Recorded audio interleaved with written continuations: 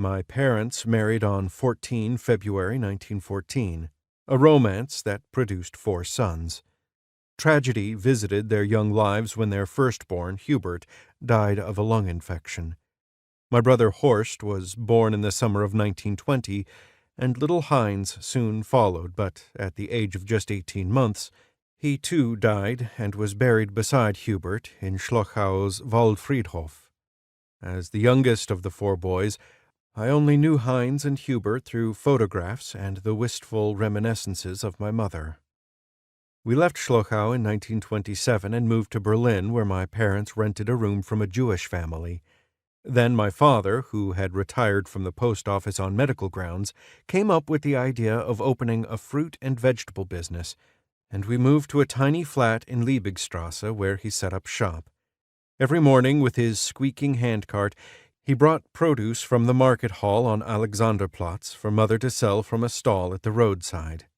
The business failed, compelling my father to abandon his dream of self-employment. To make ends meet, he took a job in a grocer's shop on Memeler Strasse and, just as he had done when he had had his own business, set off early each morning for the same market hall on Alexanderplatz to load up a cart with fruit and vegetables. Eventually, he saved enough money to enable us to rent a 2-roomed flat at 38 Strausberger Strasse, in the Friedrichshain district and a little closer to the city center. An iron stairway, its handrails worn thin and brown, led to our new flat, which shared a toilet in the stairwell with 3 other families, including a Jewish family who lived next door on the same landing. There were 2 girls in this family, one about my age and the other a little older. By the end of 1929, my father lost his job. To supplement our meager family income, my mother, a seamstress by profession, made blouses for well-to-do ladies and scrubbed the stairs of the apartment block to earn a reduction in rent.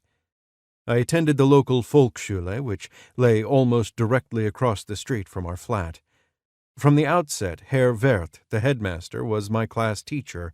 A small man with a great love of music, he told us of his boyhood ambition of becoming a musician and encouraged us not to repeat his mistake. Always follow your dream, he advised.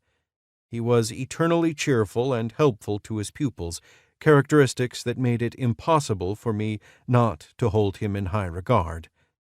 During his frequent departures to attend to official duties in his office, the presence of volunteers, aunts or mothers of fellow pupils, and the promise of corporal punishment for any boy who overstepped the bounds of acceptable behavior, maintained class discipline.